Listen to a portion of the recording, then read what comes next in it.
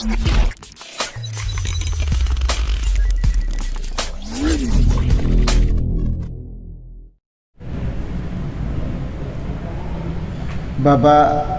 saudaraku, jamaah maghrib Masjid Jami Baitur Rahmah rahimakumullah, yang insya Allah kita selalu DP mengharap ridhonya. Mudah-mudahan sisa umur kita yang Allah berikan bermanfaat untuk agama, umat, tetangga, dan saudara. Syukur bagi bisa untuk memberi masukan pada nusa dan bangsa. Tapi keadaan negara seperti ini kita tidak bisa berbuat banyak. Yang kita bisa hanya kita berdoa untuk keselamatan kita dan keluarga kita, agar itu semua bermakna. Bapak sekalian yang saya hormati, mari kita awali kegiatan yang telah kita sepakati bersama, yaitu dengan bacaan basmalah bersama. Bismillahirrahmanirrahim. Seperti kami sampaikan berkali-kali dan juga tadi subuh disinggung oleh Pak Haji Swanto, bahwa barang siapa yang mendatangi taklim, entah itu di masjid, entah itu di tempat yang mengadakan taklim, maka akan memberi kemudahan baginya untuk jannah, dan lebih utama daripada sholat sunnah 1000 rakaat. Masya Allah. Dengan catatan kita mendengar taklim, tausiah atau fatwa untuk mempermudah masuk jannah adalah ilmu yang kita dapat dalam pertemuan itu, dalam pengajian itu, maka kita laksanakan, kita praktekkan. Minimal kita menghayati, mencermati, syukur bagi bisa mencari dalil-dalilnya sehingga kita dapat melaksanakan kebenaran yang dimaksud. Itulah, mudah-mudahan kita yang hadir pada maghrib menjelang saya ini termasuk hamba-hamba Allah yang dicintai oleh Allah Subhanahu wa Ta'ala dan akan mendekatkan diri pada Allah, serta jannah yang kita harapkan. Karena jannah atau surga bukannya semata-mata karena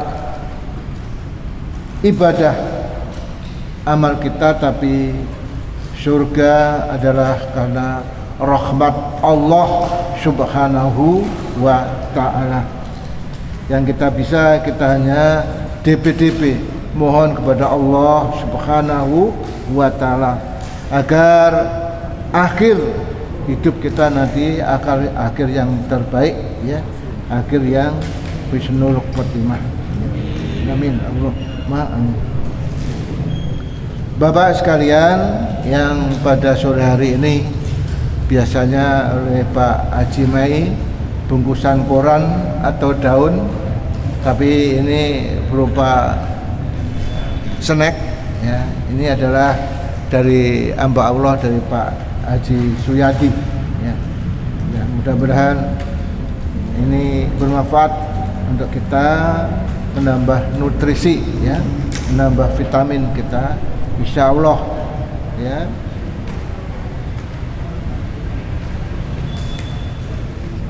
Ilmu kita dapat dan insya Allah makanan kita insya Allah dapat santapan rohani maupun jasmani, ya. Bapak sekalian yang saya hormati, kita lanjutkan pembacaan syarah akidah Ahlussunnah wal Jamaah, di mana Ibnu Khuzaimah rahimahullah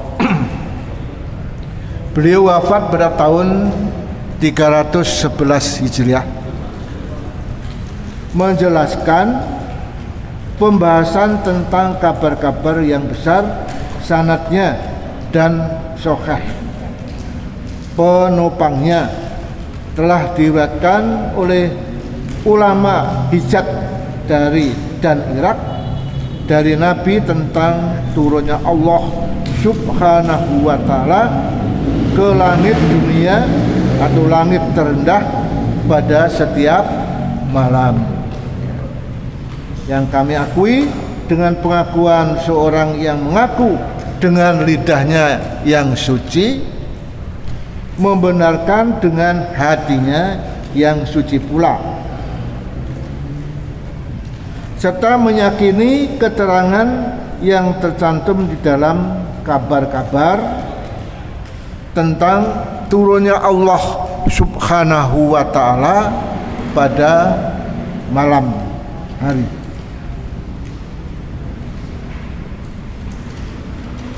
Tanpa menggambarkan kaifiyahnya atau kafiyah itu bagaimananya, karena Nabi Shallallahu Alaihi Wasallam memang tidak menggambarkan pada kita tentang kaifiyah. Kaifiyah itu adalah cara bagaimana ya turunnya al-Khaliq atau Allah Subhanahu wa Ta'ala kita dari langit dunia, dan beliau Sallallahu Alaihi Wasallam hanya memberitahukan kepada kita bahwa Rabb kita turun atau Allah Subhanahu wa Ta'ala itu turun ke bumi. Sementara itu Allah Subhanahu wa Ta'ala dan Nabi Muhammad Sallallahu Alaihi Wasallam tidak menjelaskan bagaimana caranya Allah Subhanahu wa Ta'ala turun ke langit, turun dari langit ke dunia. Itu hanya Allah yang mempunyai cara sendiri dan Rasulnya yang tahu. Kita hanya meyakini sami'na wa ata'na.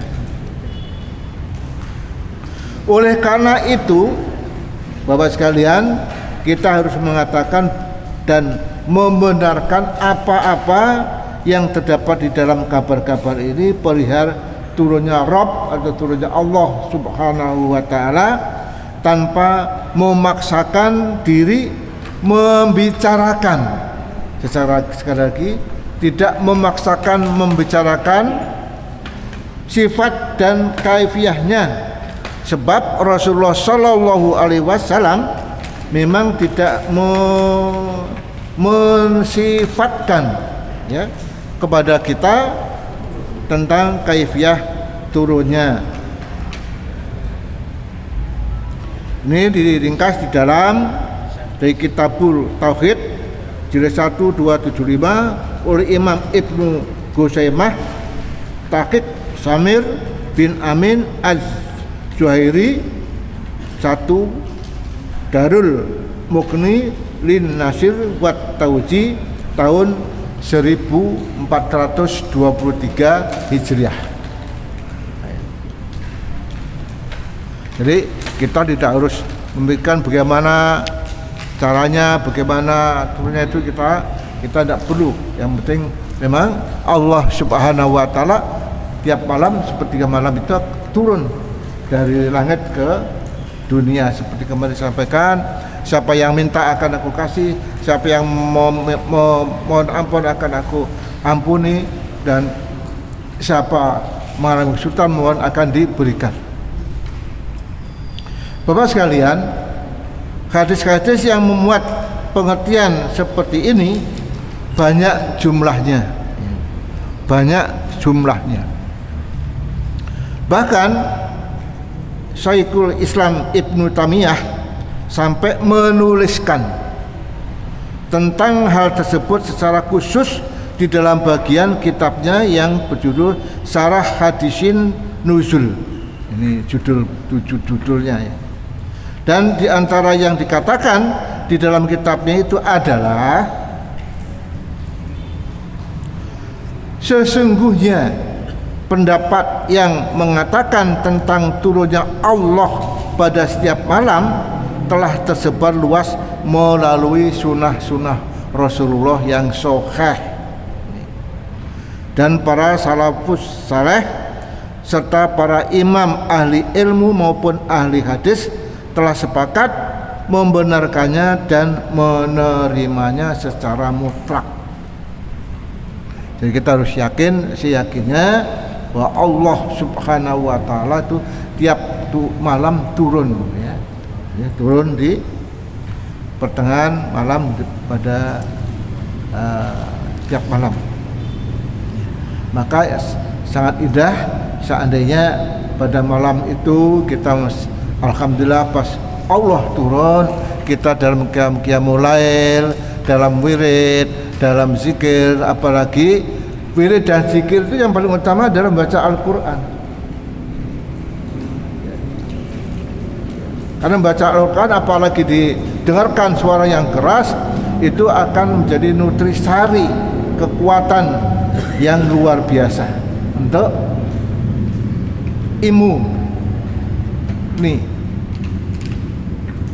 diri kita, iman dan apa? Islam.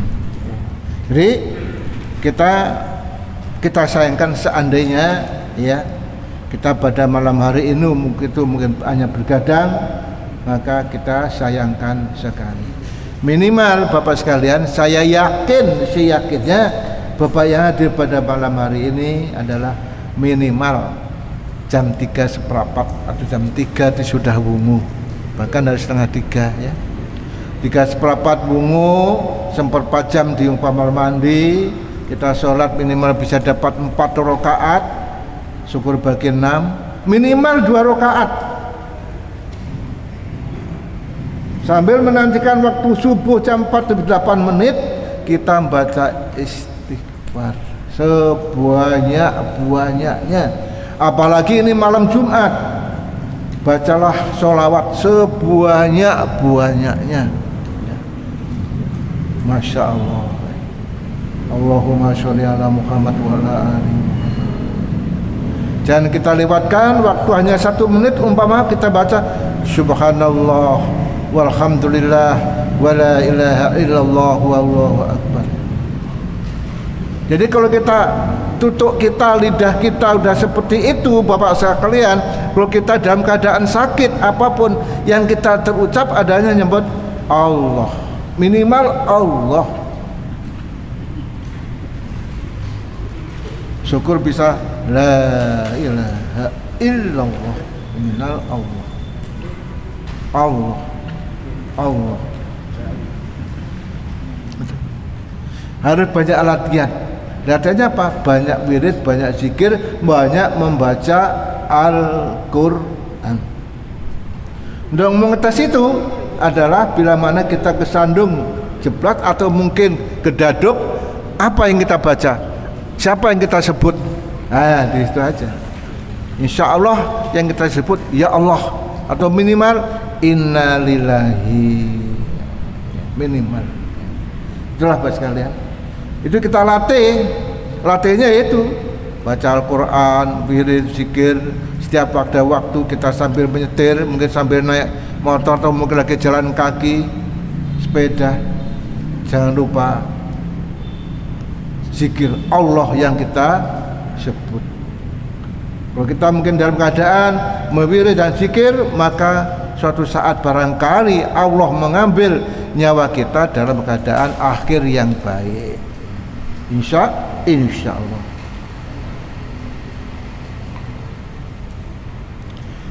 Siapa yang berkata dengan apa yang dikatakan oleh Rasulullah SAW, maka perkataan itu adalah hak dan benar adanya. Kendatipun ia tidak mengetahui tentang hakikat dan kandungan serta makna-maknanya sebagaimana orang yang membaca Al-Quran ya, tartil, tajwidnya ya, terus maknanya pelan-pelan ya. Namun tidak memahami makna-makna ayat Al-Quran yang dibacanya ya.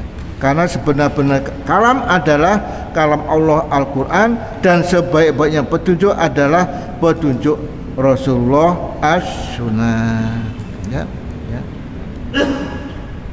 Jadi walaupun dalam kandungan serta makna-maknanya sebagaimana orang membaca Al-Quran tidak memahami makna-makna ayat Al-Quran yang dibacanya, karena sebenarnya kalam adalah kalam Allah Al-Quran, dan sebaik-baiknya petunjuk adalah petunjuk Rasulullah, yaitu as-sunnah. Jadi walaupun sekalian kita tidak mengetahui atau mungkin kita nggak tahu maknanya, maka insya Allah setiap huruf ya seperti diterangkan oleh Ustaz Lurman tiap Jumat itu, masya Allah ya, setiap huruf akan kita terima 10 kebaikan. Jadi kalau malam hari ini mungkin dimulai tadi habis asar membaca Al-Kahfi, nanti malam kita ulang lagi, kita teruskan, dan mau sare membaca 100 ayat Sajdah, Tabarok dan Al-Qiyamah, masya Allah. Jadi saya pesankan Bapak sekalian, khususnya pribadi saya, jadi menyampaikan sesuatu kepada orang lain itu minimal diri sendiri itu sudah mengalami. Jangan jargoni, hanya bisa mengajar tidak bisa melakoni. Tiap malam sebelum sehari surat 32, surat 67 dan surat 57 ya.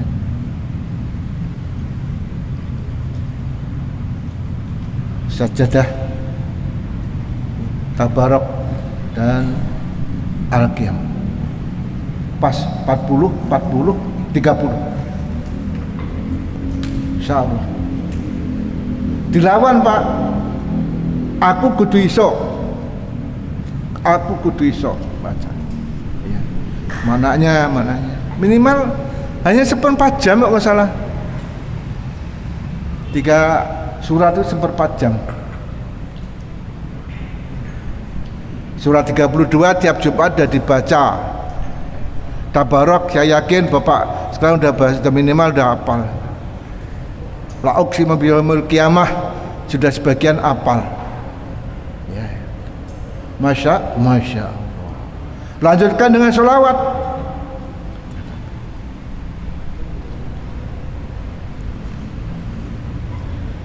Nikmat sekali.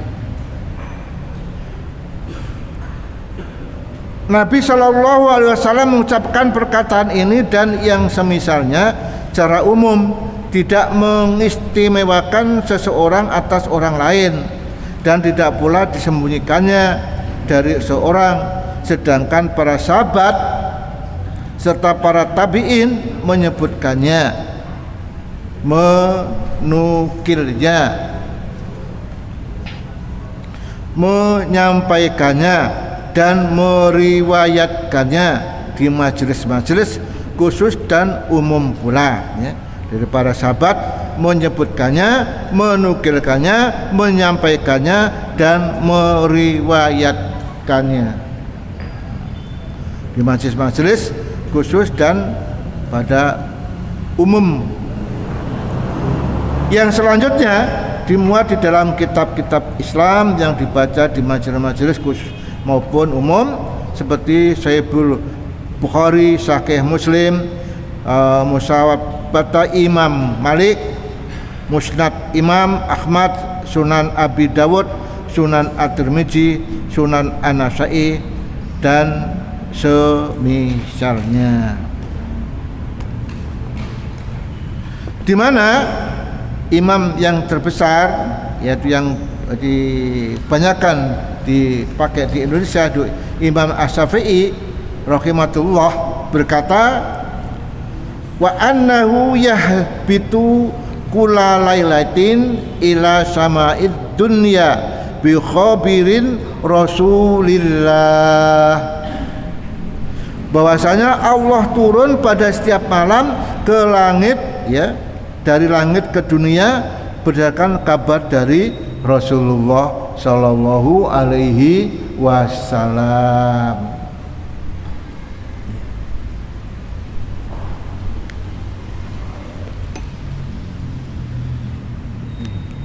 Imam Ibnu Qayyim Al-Jauziyah rahimahullah dalam kitabnya menukil perkataan Imam Asy-Syafi'i. Beliau berkata, Bismillahirrahmanirrahim, Annallaha ala arsihi fi samai yaqrubu min khalqihi kaifa syaa wa yanzilu ila sama'id dunya kaifa syaa.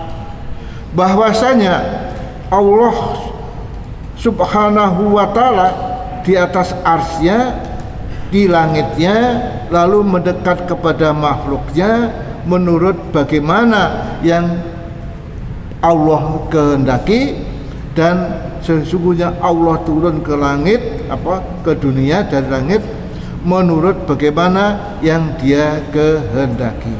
Jadi Allah turun dari ars, turun ke langit, langsung ke bumi. Ya, ini satu lagi pendek ini. Ahlussunnah menetapkan tentang turunnya Allah ke langit terendah dan dunia setiap malam, sebagaimana mereka menetapkan seluruh sifat-sifat Allah yang terdapat dalam Al-Quran dan As-Sunnah. Oleh karena itu, orang-orang yang soleh senantiasa mencari waktu. Ini Pak, dan berkata orang yang soleh mencari waktu yang mulia tersebut untuk mendapatkan atau DP-DP karunia Allah subhanahu wa ta'ala dan rahmatnya. Mereka melaksanakan ibadah kepada Allah dengan khusyuk, memohon ampunan, yang kita minta mohon ampunan kepadanya, mohon kebaikan. Jadi yang apa yang kita minta adalah ampunan, kebaikan di dunia dan kebaikan di akhirat, serta mohon kepada Allah terhindar dari siksa api neraka yang kita kenal dengan doa sapu jagat. Mereka menggabungkan antara khauf itu rasa takut, dan raja, ya, raja atau rasa harap dari beribadah kepadanya. Inilah pas Bapak sekalian, ya, tentang penulisan bahwa Allah subhanahu wa ta'ala dari ars turun ke langit yang terendah sampai ke bumi, ya, pada waktu-waktu tertentu, jam-jam tertentu setiap malam. Untuk itu mari Bapak sekalian kita berdp-dp menghadap Allah subhanahu wa ta'ala, rahmatnya yang kita minta, ya. Insya Allah kalau kita mohon kepada Allah, segala urusan yang Allah berikan pada kita, cobaan yang Allah berikan kepada kita, insya Allah kita lakukan, kita laksanakan dengan mudah dan jalan yang terbaik. Karena sahabat yang terbaik adalah sahabat di mana orang itu mengalami kesusahan, di situ dia berada. Sekadar demikian, kurang lebihnya kami mohon maaf. Kita akhiri dengan doa kafaratul majelis bersama. Subhanaka Allahumma wa bihamdika asyhadu an la ilaha illa anta astaghfiruka wa atubu ilaik. Wabillahi taufik wal hidayah. Wassalamualaikum warahmatullahi wabarakatuh.